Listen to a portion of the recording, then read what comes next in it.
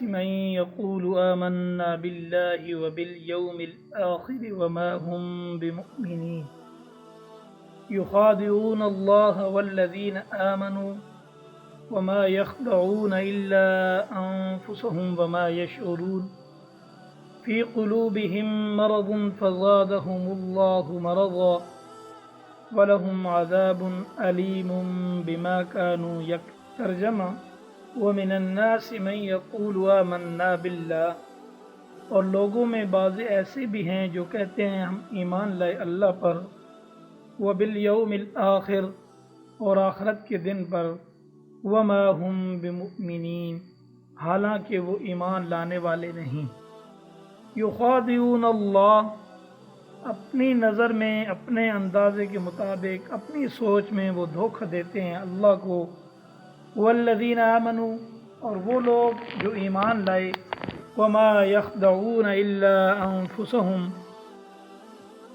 وما یشعرون، وما یخدعون، اور نہیں وہ دھوکہ دیتے، الا انفسهم، مگر اپنے آپ کو، وما یشعرون، اور ان کو اس چیز کا شعور بھی نہیں ہے. فی قلوبہم مرض، فی قلوبہم، ان کے دل کے اندر، مرض روگ ہے، بیماری ہے. فزادہم اللہ مرضا، اور اللہ نے ان کی اس بیماری کو اور بڑھا دیا. وَلَهُمْ عَذَابٌ علیم، اور ان کے لیے دردناک عذاب ہے. بما، بسبب ان کی ان اعمال کی وجہ سے، کانوا یکذبون، جو وہ جھوٹ بولتے تھے. مذکورہ آیت کے اندر منافقوں کا بیان ہے. جب حضرت صلی اللہ علیہ وسلم ہجرت کر کے مدینہ منورہ تشریف لائے، یہاں پر اوس اور خزرج کے قبائل میں سے اکثر نے انصار مدینہ بن کر حضور اقدس صلی اللہ علیہ وسلم کا ساتھ دیا. دونوں قبیلوں میں سے اکثر خوش نصیب مشرف اسلام ہوئے، لیکن یہود اب تک اللہ تعالیٰ کی اس نعمت سے محروم تھے.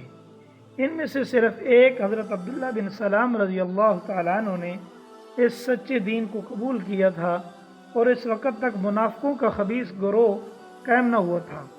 لیکن جب اسلام کو فتوحات ہونے لگیں تو بہت سارے یہودی اسلام کا لبادہ اوڑھ کر مسلمانوں میں داخل ہو گئے.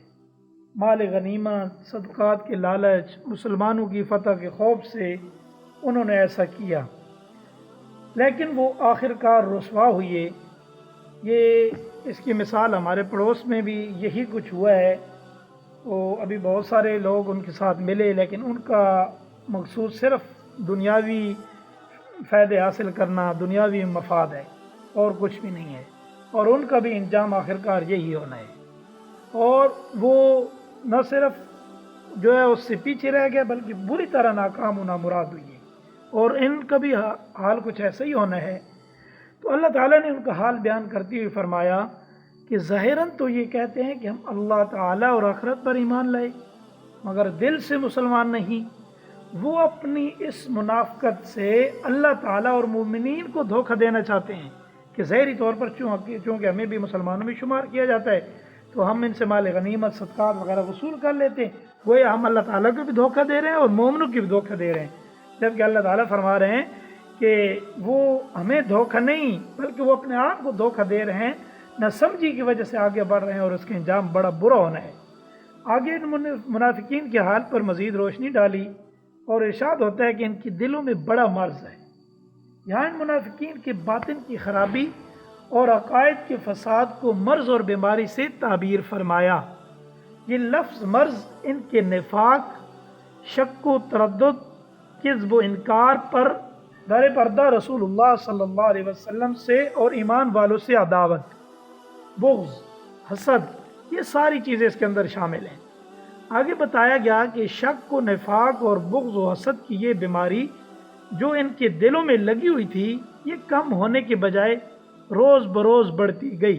جو اسلام اور مسلمانوں کو دشمنوں پر غلبہ اور اقتدار حاصل ہوتا گیا، اور جو دین اسلام کی شان و شوکت میں ترقی ہوتی گئی، ان کے دلوں میں جلن اور تکلیف اور ان کے سینوں میں بغض اور حسد کی آگ بڑھتی گئی.